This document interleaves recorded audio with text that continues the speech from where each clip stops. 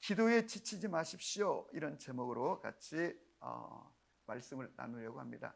여러분 어때요? 여러분 각자에게 나에겐 기도란 무엇인가 한번 정의를 내려보시기를 바라요. 제가 아침에 이제 집에서 교회 오면서 아내에게 당신에게 기도란 무엇인가 한번 정의 내려보라고 했더니 나에겐 기도가 하나님을 사랑하는 것입니다. 그리고 그 앞에 머물러 있는 것입니다 라고 했는데, 그렇습니다. 제가 지난 성밤에도 말씀드린 것처럼 일단 기도의 유형으로 본다면 크게는 첫째는 하나님 앞에 머물러 있는 것이 기도입니다. 사실 굳이 막 뭐 부르짖고 이것저것 막 얘기하지 않아도, 어떤 분은 그래요. 저는 기도를 하면 한 10분 하면 5분 하면 할 말이 없어가지고 못한다고 하는데, 사실 많은 말 할 필요 없습니다.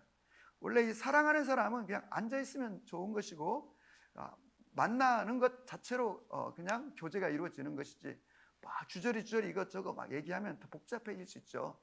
앉아있어도. 그래서 기도란 사실 알고 보면 그분 앞에 머물러 있는 것이 기도라고 볼 수가 있습니다. 어찌 보면 이것이 기도의 본질입니다. 근데 머물러 있다 보면은 이제 그분과 대화를 할 수 있겠죠. 이런저런 얘기도 하고 그러는데, 우리가 인생을 살아가다 보면 이런저런 삶의 문제가 생기죠. 삶의 문제들, 수많은 갖가지의 문제들이 생기죠. 자녀 문제, 재정 문제, 진로 문제, 관계 문제, 제가 많은 인생의 문제들이 생기는데, 이제 그 주님 앞에 머물러 있는 그 사람이 이런 문제를, 삶의 문제를 가지고 와서 주님에게 고백하고, 때로는 눈물로, 때로는 부르짖어 구할 때 주님께서 그 기도를 응답하여 주십니다. 근데 이거를 이제 한번 본다면, 주님에게 머물러 있는 시간이 없는데 노상 기도라는 게 그때그때 마치 구급약처럼, 마치 소화전처럼 사고가 터지고 불나면 팍 뿌리고 약을 먹고 하는 것처럼 기도가 우리의 일상에 그런 행태로 흘러가면 안 된다는 거죠.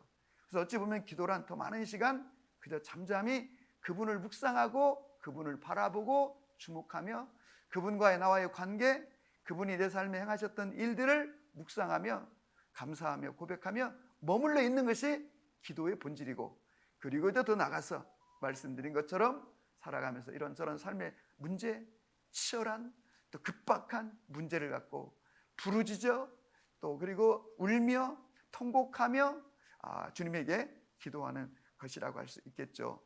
저는 여러분과 제가 기도에 승리하시기를 바라고, 오늘 설교 제목을 제가 기도에 지치지 마십시오 라고 잡은 것은, 우리는 기도하다 보면 지치는 거죠. 그리고 지치면 당연히 멈추게 되는 거죠. 그래서 기도가 끊어지는 그런 경우를 보는데, 우리 신앙생활에 사실 이 신앙이라는 이름 속에 가장 큰 덩어리가 저는 개인적으로 기도라고 생각해요. 어쩌면 거의 대부분의 영역이 기도라고 저는 보아져요. 그 중에 예배도 있고 찬송도 있고 전도도 있고 있지만, 모든 것들이 기도를 통해서 흘러가야지 기도 없는 예배, 기도 없는 찬송, 기도 없는 전도, 기도 없는 선교, 기도 없는 구제, 이것이 정상적으로 돌아갈 수가 없는 거죠. 그래서 모든 이 교회의 진원지, 이 신앙의 근본은 기도로부터 출발할 수 있기를 주의 이름으로 축복합니다. 그럼 기도에서 뭐가 중요한가? 기도에서 가장 중요한 요소는 사랑이라고 봐. 사랑. 그래서 그분이 나를 얼마나 사랑하는지, 내가 그분을 얼마나 사랑하는지. 제가 언젠가는 여러분에게 기도에서 가장 중요한 건 관계라고 그랬습니다. 기도의 대상인 하나님, 예수님은 나와 어떤 관계에 있는가? 여러분, 관계도 없는 사람이 선해 보인다고, 돈이 많아 보인다고 가서 나의 어떤 도움을 요구하고 사정을 부탁한다고 틀어주는 게 아니죠. 결국은 아무리 시골 사시는 어려운 우리 부모님이지만 관계 때문에 자녀를 위해서 땅을 처분해서 도와줄 수 있고 결단해서 도와줄 수 있고, 그래서 이 관계라는 게 얼마나 중요한가. 근데 이 관계는 어떤 관계냐면 바로 이 사랑의 관계. 여러분과 제가 첫 번째는 하나님과 나 사이가 이 사랑의 관계로 맺혀 있는가를 보아야 되고, 또 우리 기도에서 가장 중요한 요소가 믿음이라고 말하는데, 이 사랑이 전제되지 않는 믿음이란 굉장히 허무한 것입니다. 그래서 정상적이고 건강한 믿음이라고 하는 것은 사랑의 바탕을 깔고 있는 거죠. 그분이 먼저 나를 얼마나 사랑하셨는지, 아들을 십자가에 죽게 하셔 내 죄의 문제를 청산해 주기까지 나를 사랑했다는 이 사랑의 관계 속에서 그분에 대한 믿음이 형성되는 거죠. 사랑이 없는데 신뢰라고 하는, 믿음이라고 하는 게 관계될 수 없는 거죠. 그 다음에 또 기도에서 중요한 요소가 뭔가? 의지하는 겁니다. 말 그대로 내가 그분을 신뢰하고 전적으로 의지하는 겁니다. 우리 인생을 살아가다가 사람을 의지하고 돈을 의지하고 그 어떤 걸 의지하면, 심지어 자식을 의지하고 부모를 의지하면 그건 언제나 가변적이기 때문에 우리를 실망시킬 수 있습니다. 그러나 하나님을 전심으로 신뢰하고 의지하면 결코 하나님은 우리를 실망시키지 않고, 때로는 우리의 기도가 쉽게 이루어지지 않는다 해도 제 경험상으로 보면 지치지 않도록 항상 도중에 위로거리를 주세요. 그래서 더 그분을 신뢰하고 나갈 수 있도록 하나님 우리를 한 번도 실망시키지 않으신다는 확신을 가지고 기도하는 여러분과 제가 되기를 주의 이름으로 축복합니다. 자, 그런 점에서 우리 하나님 한 번도 나를 실망시킨 적 없으시고 한번 불러볼까요? 하나님 한 번도 나를 실망시킨 적 없으시고 언제나 공평과 은혜로 나를 지키셨네. 오신실 하신 주, 오신실 하신 주, 내 너를 떠나지도 않으리라, 내 너를 버리지도 않으리라. 약속하셨던 주님, 그 약속을 지키사 이후로도 영원토록 나를 지키시리라 확신하네. 제가 노래를 잘 부르면 찬양 인도자가 되지 설교자가 됐겠습니까?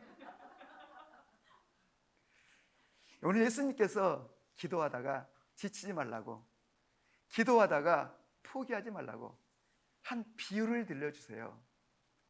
그런데 그 비유에 있어서 이 기도를 설명할 때 전제가 두 개가 있어요. 첫째는 항상 기도하기에 하도록, 두 번째는 낙심하지 말도록 하기 위해서 이 비유를 들려주신다는 겁니다. 그런데 기도에는 두 가지 전제가 있는데 항상 기도해야 기도인 거예요. 이 따끔씩 생각날 때, 어려울 때, 그것도 기도가 아니라고는 말할 수 없지만 예수님이 말씀하시는 진정한 기도는 아니라는 거죠. 기도란 항상 기도해야 돼요. 여러분, 우리가 어떤 인생의 중요한 문제에 봉착하거나 직면하면 하루 종일 생각하게 되어 있습니다. 회사가 부도 직전에 있으면 하루 종일 회사 문제, 돈 문제 가지고 계속 씨름합니다. 하루 종일. 선을 봤는데 인류 여성의 대표자를 만난 거예요. 근데 그쪽도 나한테 관심 있는 것 같아.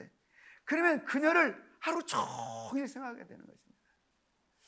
어떤 고시를 준비하고 있는 사람, 또 이제 어떤 합격 여부를 발표하는 그 시간을 기다리고 있는 사람이 있다면 하루 종일 그것만 생각하는 거예요. 인간은 자기의 중요한 문제가 있을 때 계속 온종일 생각하게 했어요. 그래서 기도란 무엇인가? 24시간 기도 모드로 내 인생의 이 문제를 정말로 중요하게 여긴다면, 그리고 하나님 앞에 이 문제의 해결을 위해서 기도하고 있다면 계속 24시간 기도 모드로 운전하면서도, 길을 걸으면서도, 심지어는 밥을 먹으면서도, 누워서도 계속 그 문제를 가지고 붙들고 있어야 되는 거예요. 그러면 결국 승리하게 되는 줄로 믿습니다. 중요한 거는 낙심하지 말아야 돼요. 낙심하면 동력이 떨어져요. 동력이 떨어지면 더 강력하게 기도할 수 없는 거예요. 여러분, 기도는 반드시 하다가 보면은 기도를 멈추게 하는 장애 요소가 발생하게 돼요. 이런저런 문제가 생기게 돼요. 이를테면 제가 이제 여러분과 제가 그 성령의 밤에 치유에 관해서 제가 좀 여러분과 같이 공부하기를 원한다 그랬어요. 지난번 1시간 했어요. 또 앞으로 계속 할 거예요. 근데 이제 여러분, 예수님은 우리의 죄악을 위해서 죽으셨을 뿐만 아니라 우리의 질고 질병을 걸머지고 사람의 형체를 알아볼 수 없을 정도로 채찍에 맞으시고 고통당하고 죽으신 것은 우리의 질고를 가져가셨습니다. 그래서 우리가 기도할 때 예수님이 채찍에 맞음으로 내가 나음을 입었도다 선포하고 기도하면 주님이 우리의 질고를 청산해 주시고 이미 가져가셨기 때문에 우리가 자유롭게 될 것입니다. 우리 기도를 하고 있는데 갑자기 그 기도를 중단할 수밖에 없는, 그 기도를 흔드는 일들이 벌어질 수 있어요. 이를테면 우리 강매희 집사님이 2주 전에 소천하셨어요. 그러면 여러분, 질병으로 인해서 교회도 기도하고 본인도 기도하고 가족들도 얼마나 기도했겠어요. 이런 일을 딱 만나면 치유에 대해서 기도할 엄두가 안 날 수 있고 용기가 안 생길 수 있는데, 기도란 무엇이냐면 그런 중에도 흔들리지 않는 믿음으로 더 전심으로 기도하고, 여러분, 치유를 위해서 기도하는 그것이 진짜 믿음인 줄로 기억하시길 바라고. 신앙은 어차피 하나님과 나와의 1대1의 관계예요. 주관적이에요. 그래서 나는 나의 질병, 질고의 문제를 주님이 청산하시고 깨끗게 하실 걸 믿고 선포하며 기도하는 거예요. 그러면 결국 주님이 그 기도를 응답하여 주시는 줄로 믿으시기를 바랍니다. 저는 지금까지 살아오는 짧지 않은 삶 속에서 이 기도의 응답, 초자연적인 하나님의 역사를 너무너무 많이 경험했기 때문에 솔직히는 이런저런 문제가 터져도 순간순간 저의 정신을, 저의 마음을 흔들 수는 있지만은 그런 걸로 인해서 기도가 꺾인다거나 멈춘다거나 물러서는 일은 결코 없다고 하는 거예요. 여러분과 저는 항상 기도하라는 말은 여러분, 해결될 때까지, 이루어질 때까지 기도하라는 거예요. 여러분과 제가 그리할 수 있기를 주님의 이름으로 축복합니다. 근데 기도에도 일정한 원리가 있기 때문에 그 원리를 알고 기도하는 게 매우 유익한 거죠. 그래서 오늘 예수님께서 한 비유를 통해서 기도의 원리를 우리에게 이제 말씀하시는데 우리가 한번 잘 파악하고 우리의 삶에 적용할 수 있기를 바라요. 어떤 도시에 하나님을 두려워하지 않고 사람을 무시하는 한 재판장이 있었다는 거예요. 그런데 그 재판장을 일컬어 예수님은 오늘 뒤에 가서 뭐라 하냐면 6절에 그를 불의한 재판장이라고 규정하고 있어요. 불의한 재판장이라는 말 속에는 돈만 알고, 그리고 다른 사람 억울한 판결을 하고 뭐 이런저런 하는 이 불의한 재판관. 근데 이 불의한 재판관은 하나님을 무시하고 두려워하지도 않고 사람을 하찮게 여기는 그런 재판장이라는 거예요. 여러분, 오늘 왜 예수님께서 이 비유에서 이제 등장인물을 이제 설정하는데, 재판장을 예수님이 비유해서 설정하는데 하필이면 재판장도 좋은 재판장도 있고 올곧은 재판장, 정직한 재판장, 평범한 재판장 많을 텐데 그 많은 재판장 중에 하필이면 예수님이 재판장을 설정할 때 악한 재판장, 사람을 무시하는 재판장, 하나님을 두려워하지 않는 못된 재판장으로 예수님이 재판장을 딱 설정했는데, 왜 이렇게 설정했냐면 그 이유를 알아야 돼요. 하나님과 우리가 우리의 삶의 문제를 하나님께 기도하는 그 하나님과 억울한 원통한 문제를 갖고 있는 한 과부가 예수님에게 와서 자기의 문제를 해결해 달라는 이 재판장하고, 근데 이 악한 재판장, 불의한 재판장과 하나님을 비교하기 위해서 이렇게 불의한 재판장으로 예수님이 설정했다는 거예요. 이 점을 우리가 잘 기억하시길 바라요. 그런데 그 불의한 재판장이 나오고, 두 번째는 어떤 한 과부가 있었다는 거예요. 근데 그에게는 원통한 일이 있었다는 거예요. 그런데 예수님께서 여러분 두 번째 어떤 민원을 가지고 이 재판장에게 자기의 억울함을 해결해 달라고 호소하는 민원인이 있었다는 거예요. 근데 여러분, 민원인 중에서도 얼마나 이 세상에는 각종 다양한 직업이 있고 다양한 사람이 있어요. 어떤 군인이, 어떤 장사꾼이, 아니면 어떤 뭐 남자가, 근데 굳이 여자, 그것도 과부, 그러니까 농사짓는 농부, 또 아니면 공무원, 뭐 이런 사람이 아니라 두 번째로 설정된 사람은 여자, 여자 중에서도 과부. 성경에 여러분이 과부라고 하는 존재는 나그네와 그리고 고아와 과부를 너희가 특별히 보살피고 하나님이 특별히 이들을 사랑한다. 왜 그랬을까요? 사회적으로 약자이기 때문에, 사회적으로 어려운 사람들이기 때문에. 그런데 예수님께서 한쪽은 불의한 재판장을 설정해 놓고 한쪽은 세상의 가장 약자인 바로 한 과부를 설정해 놓고, 그 여인은 계속 자기의 문제, 이 원통한 억울한 문제를 그 재판장에게 민원을 넣었다는 거예요. 그런데 오늘 성경에 보니까 이 재판장이 들은 척도 안 해요. 그리고는 얼마 동안은 듣지 않았다는 거예요. 뭐 그냥 서류가 올라와도 쳐다보지도 않고 그냥 버리고, 그리고 뭐 길목에 서서 얘기해도 그냥 못 들은 척하고 뿌리치고 갔다는 거예요. 여러분, 얼마 동안 듣지 않다가, 이 표현은 무슨 뜻이냐면 처음에는 무대응으로 일관했다는 거예요. 무대응으로. 왜 무대응으로 일관했을까요? 예나 지금이나 억울한 사람, 도움을 필요로 하는 사람은 무지무지 많은 거죠.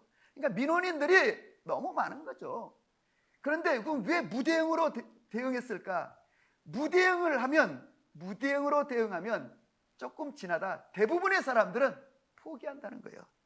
그냥 흐지부지하고 물러간다는 거예요. 안 되나 보다. 그런데 이 여자는 어쩐 일인지 무대응을 했더니 점점 강도가 높아지는 거예요. 여기서 우리는 여러분 이 여인을 통하여 기도가 무엇인가 중요한 원리를 깨달아야 돼요. 우리는 기도하다가 상황이 좀 안 좋아지고 무대응, 하나님이 반응을 안 하셔, 달라지지 않아. 그러면 기도의 동력이 조금씩 약화되다가 기도를 멈추게 하는, 기도를 더 이상 할 수 없도록 하는 요인이 발생하면 딱 그 시점에서 멈추는 거예요. 기도 끝내는 거예요. 여러분, 오늘 우리는 이 여자를 통해서 무대응하고 그 재판장이 관심 가져주지 않고 계속 그러고 있으니까 강도를 점점 세게 하고 높이는 거예요. 전에는 3일 만에 한 번씩 찾아가다가 이틀 만에 한 번 찾아가야, 나중에는 막 매일 찾아가다가 이제는 뭐 화장실 앞에도 서 있다가 재판장님 하고, 또 식당으로 가니까 또 손님 만나고 있는데 밖에 서성이다가 자꾸 뜨이는데 나오니까 막 재판장님 하고, 길거리에서 재판장님, 아침에 출근하는데 출근길목에서 재판장님 하고 하니까 막 노이로제가 걸릴 것 같아요. 그러고 점점 신경이 막 예민해지기 시작하는 거예요. 그런데다가 그의 여인의 소식을 알고 있는 그 지역에 있는 수많은 사람들이 참, 저 여자가 저렇게 억울한 일을 당했는데, 저렇게 원통한 일을 당했는데, 저 재판장이라는 인간이 말이야, 어디서는 막 돈 받고 돈 있는 사람만 좋아하고 그런 문제는 막 적극적이면서 저 억울함을 풀어주지 않다 보니까 굉장히 안 좋은 쪽으로 막 여론이 도는 거예요. 여러분, 요즘 보니까 여론이 얼마나 무서워요. 여론이라고 하는 것이 안 좋게 막 흘러가는 거예요. 그리고 이 사람이 이제 막 밥도 먹을 수 없고, 이제는 그러다 보니까 막 꿈에도 나타난 거예요. 꿈에도 머리 풀고 나타나가지고 재판장님 하는데 막 견디죠. 미치겠는 거예요. 그러고 이제 밥도 못 먹고 잠도 이제 안 오고 불면증에 걸려가지고 약을 먹었는데 약도 안 듣고, 그래서 드디어는 이제 정신과에 가서 진료를 받고 미쳐버리겠는 거예요. 그래서 보니까 문제는 이 여자가 저렇게 하다가 어느 순간 멈출 것 같지가 않은 거예요. 보니까 앞으로 더 강해지면 강해지지 이 물러설 것 같지가 않은 거예요. 여러분, 우리가 인생을 살아가면서 중요한 게 뭐냐면 각오예요. 태도예요. 기도도 어떤 태도, 뭐 한 번, 두 번 해보다가 그냥 슬그머니 그만두는 그런 기도, 이따금 생각나면 하는 그런 기도가 아니라, 오늘 예수님이 이 기도는 굉장히 전투적인 기도입니다. 제가 모두에 말씀드리길, 기도란 하나님 앞에 잠잠히 머물러 있는 것이 기도라고 했어요.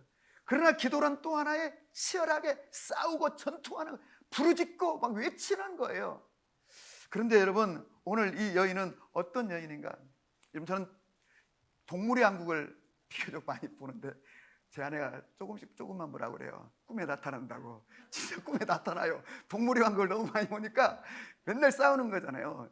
뭐 동물의 왕국 중에서 이렇게 새가 알을 낳고 뭐 애를 돌보고 이런 것보다는 주로 싸우는 걸 많이 봐요. 사자하고 악어하고 싸우는 거, 사자하고 막 호랑이하고 싸우는 거, 곰하고 싸우는 거, 뭐 이렇게 치타랑 싸우는 거, 이런 주로 동물의 왕국에서 싸우는 걸 제가 많이 보는 편인데, 근데 특징이 하나 있어요. 동물은 싸우면 한쪽이 죽거나 한쪽이 치명적인 상해를 입어서 더 이상 싸울 수 없을 때까지 싸우더라고 보니까. 그리고 다리가 막 잘려나가기도 하고, 뿔에 사자가 말이죠, 그 물소의 옆구리가 받쳐가지고 덜렁덜렁 달려있고요, 막 이만큼 찢어져 있고요. 이렇게 돼야 싸움이 멈추더라고요. 여러분, 제가 언젠가 하굣길에 아이들이 이제 수원에 살 때입니다.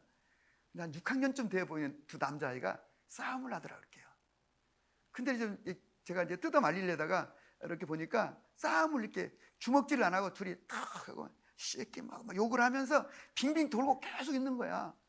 그래서 내가 다 쳐다보고 있으니까 계속 이것만 하고 덤비질 않는 거야.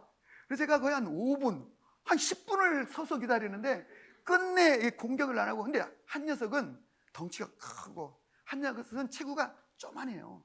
근데 둘이 막 씩씩하고 막 욕은 계속 하는데, 너 이 새끼야 뭐 어쩌고 뭐 어쩌고 뭐 하는데 표정을 보니까 이게 붙을 것 같지가 않아요.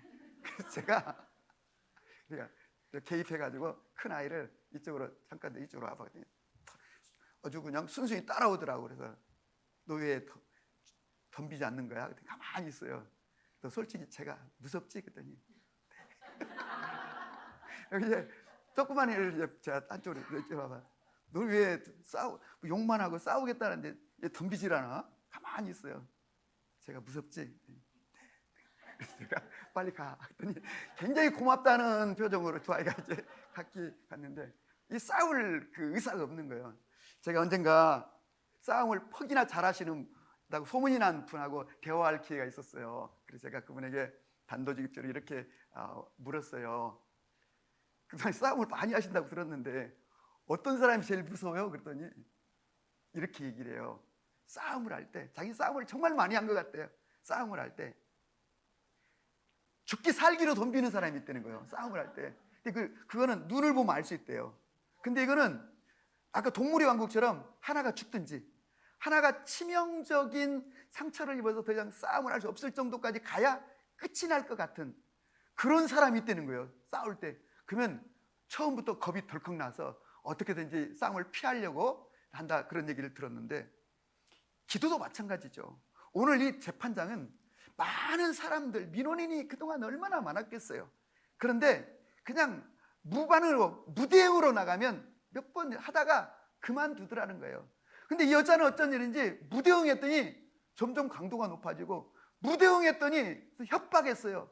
자꾸 이러면은 신고가 들어간다고, 이러면 좋지 못한 일이 발생한다고 하는데, 이 여자는 점점 강도가 높아지고 세지는 거예요. 물러설 것 같지가 않은 것. 그래서 오늘 예수님께서 말씀하시기를, 그가 스스로 생각하기를 얼마 동안 듣지 아니하다가 속으로 생각하되 내가 하나님을 두려워하지 않고 사람을 무시하나 이 과부가 나를 번거롭게 하니 내가 그 원한을 풀어주리라. 그렇지 않으면 늘 와서 나를 괴롭게 하리라.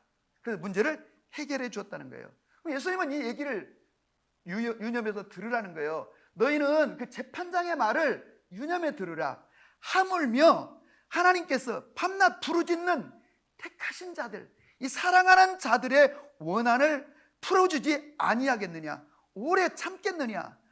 재판장도 저러는데 내가 너희에게 이르노니 속히 그 원한을 풀어주리라. 그러나 인자가 올 때에 세상에서 믿음을 보겠느냐? 사람들은 대부분 그렇게 하지 못한다는 거예요. 도중에 포기한다는 거예요. 흐지부지 한다는 거예요. 물러난다는 거예요. 멈춘다는 거예요.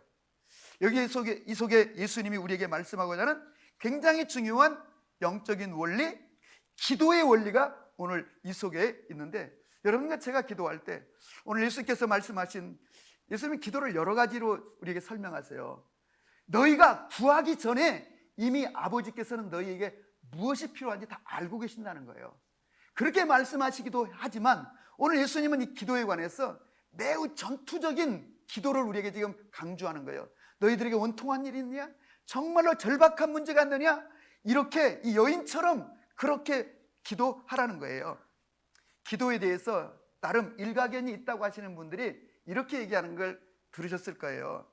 여러분, 이렇게 하는 건 기도가 아닙니다. 기도는 이렇게 하는 것입니다. 이렇게 설명하면서 이를테면 뭐 울고 불고 하나님 앞에 막 떼를 쓰는 것, 애들이 막 떼를 쓰는 것처럼 그 기도하는 건 기도가 아니에요 하는데, 여러분 정말 그럴까요?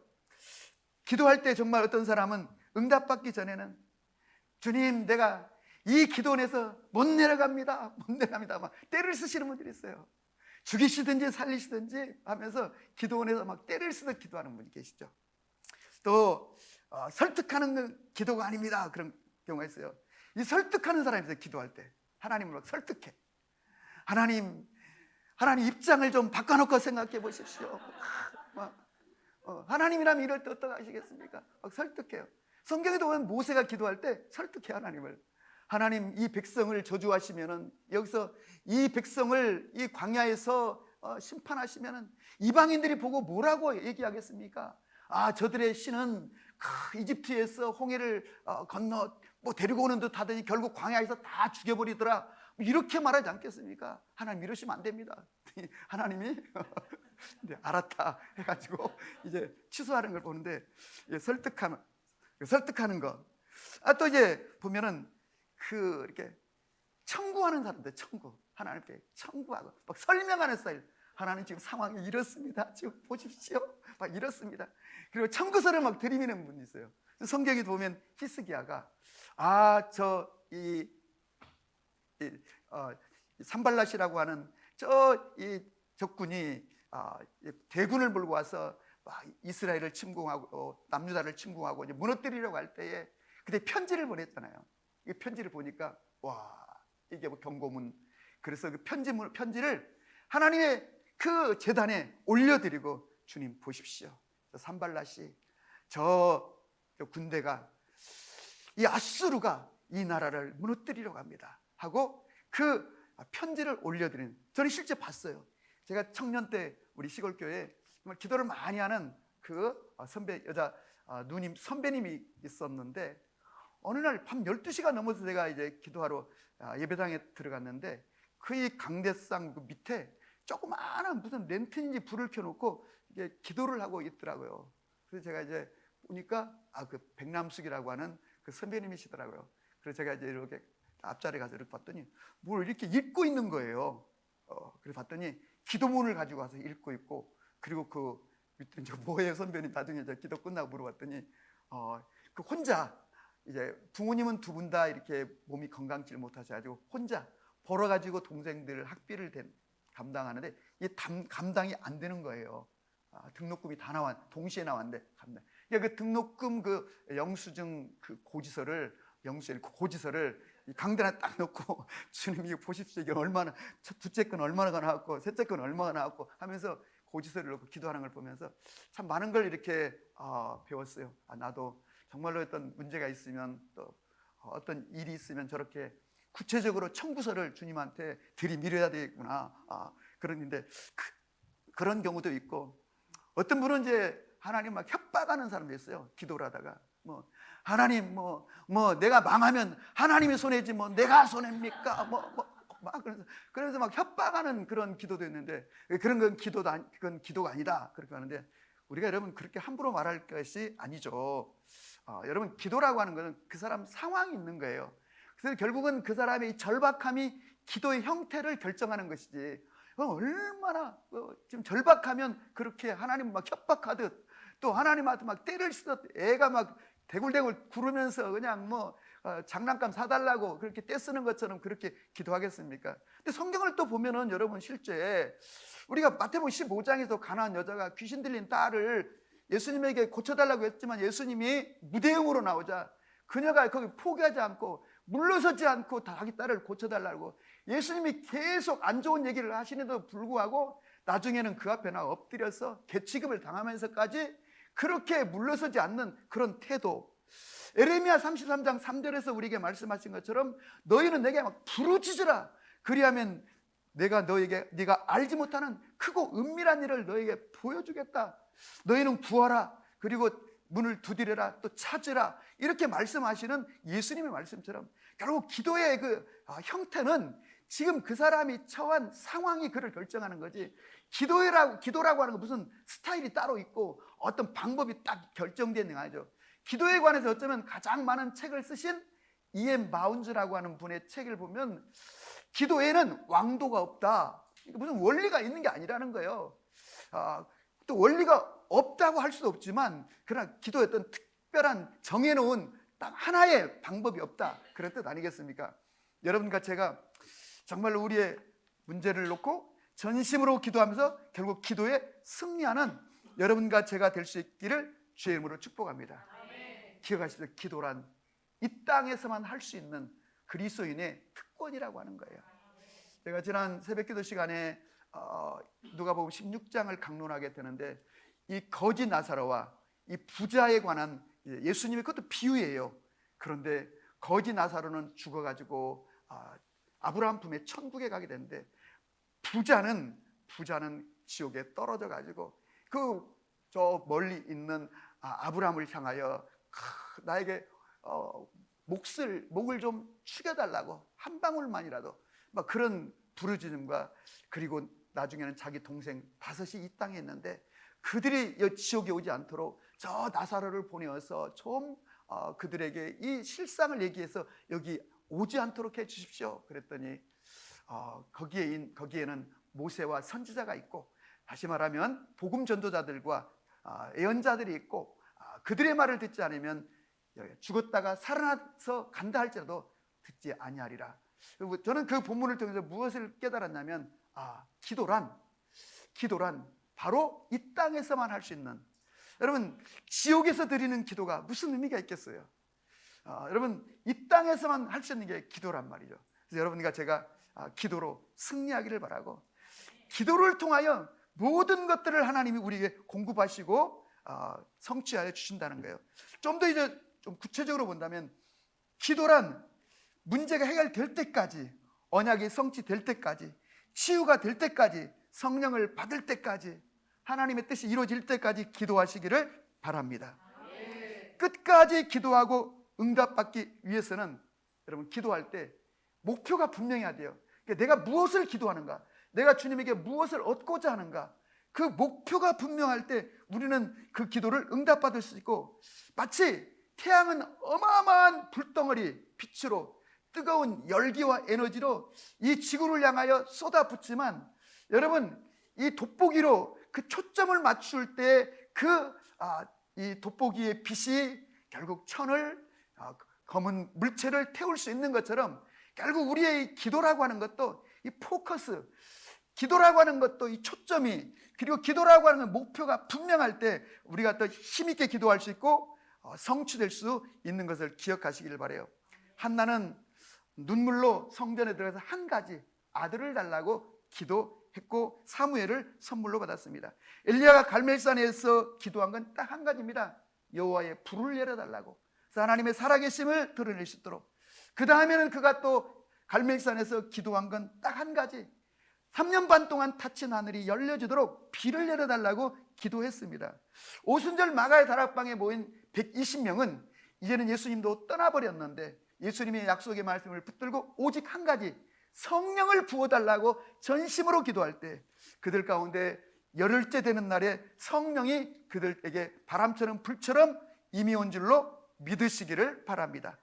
에서는 기도할 때 죽으면 죽겠다고 목숨을 걸고 기도했던 것처럼 역대하 16장 9절에 여호와의 눈은 온 땅을 두루 감찰하시고 살피시고 전심으로 자기를 향하는 자를 위하여 능력을 베푸시느니라.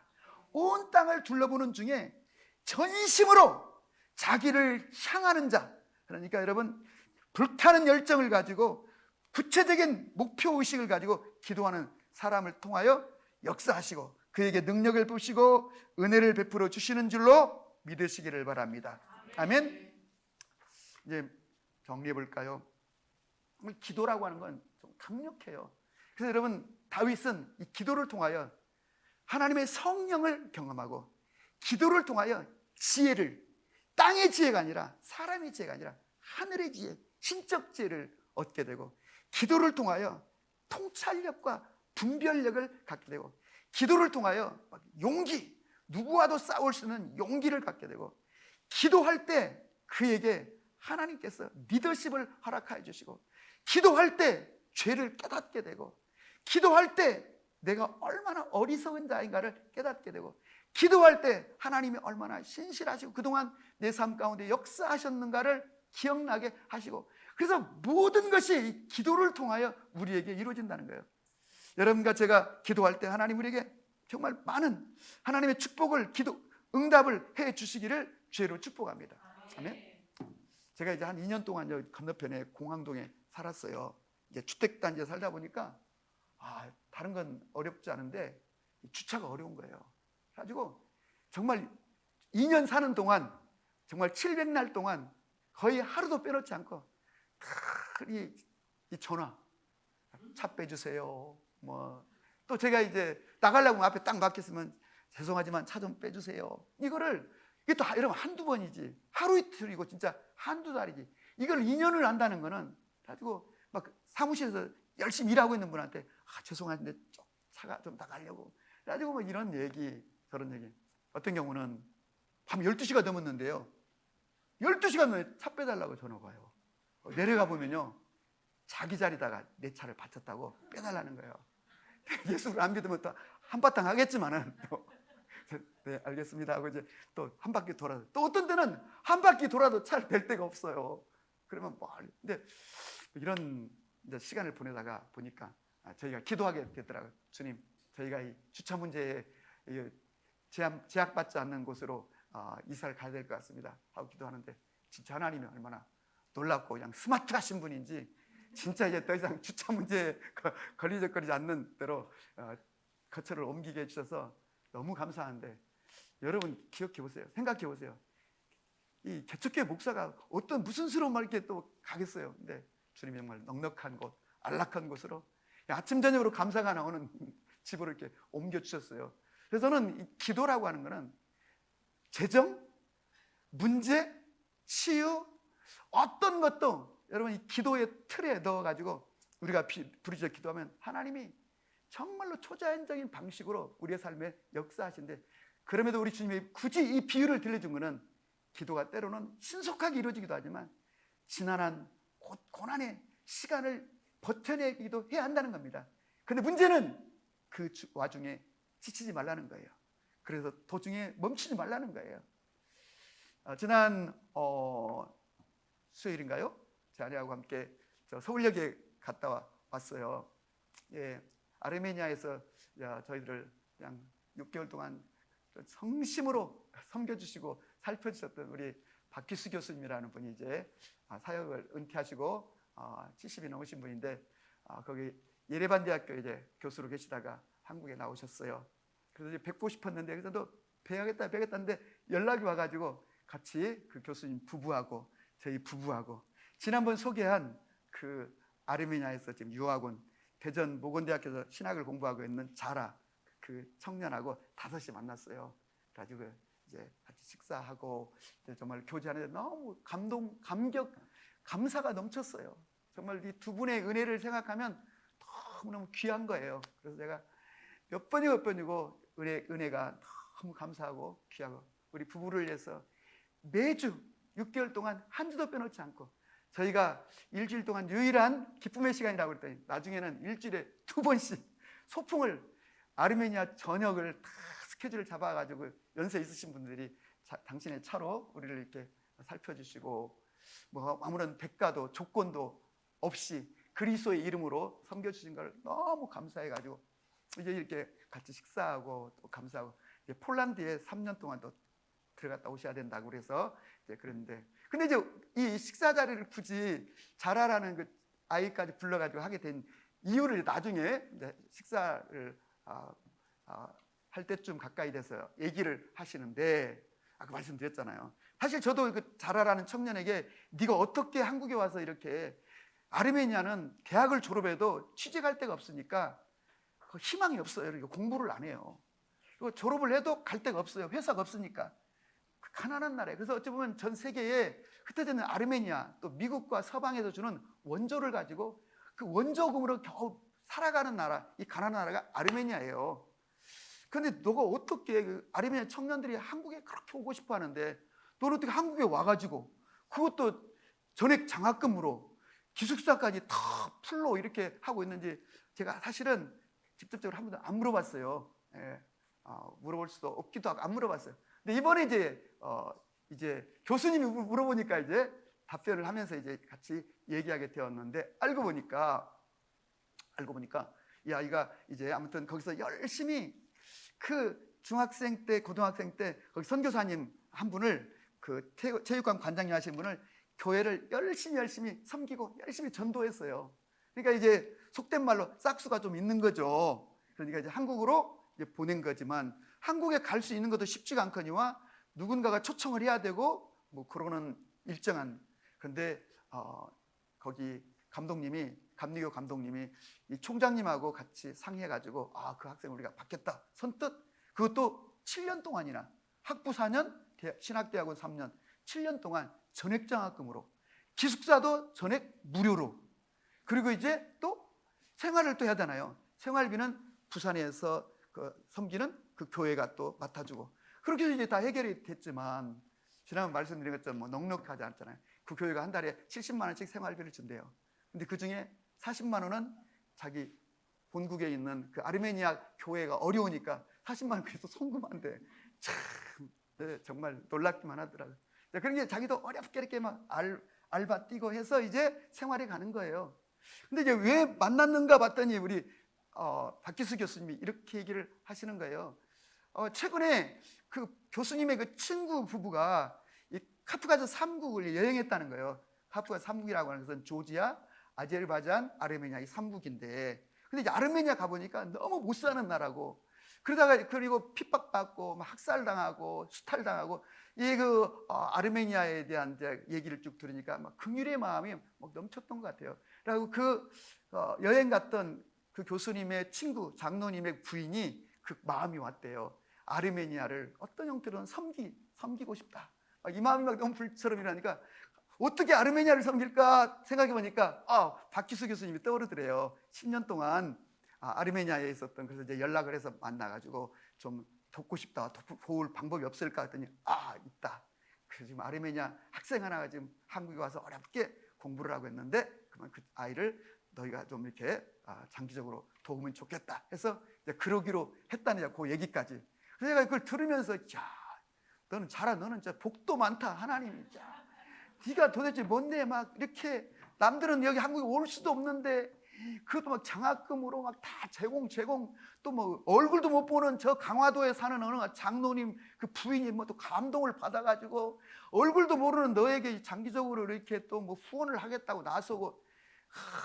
여러분 진짜 하나님이 하시는 일은 여러분 놀랍기만 하고 하나님은 기사와 표적으로 우리 가운데 역사하는데 이것이 어느 날 번쩍 어느 날 갑자기 뚝딱 복권 당첨되듯이 뭐 그런 식으로가 아니라 여러분 기도라고 하는 것은 때로는 그냥 우리가 화살처럼 순간적으로 기도해도 응답이 되는 경우도 있지만 때로는 여러분 지나는 시간을 인내하면서 싸우면서 나갈 때 하나님이 그 속에서 놀라운 하나님의 신비를 풀어내시고 이루시는 것을 기억하시고 기도에 지치지 마시고 기도에 승리하시기를 바라고 좀 더 기도의 시간을 늘리시기를 주의 이름으로 축복합니다. 아멘.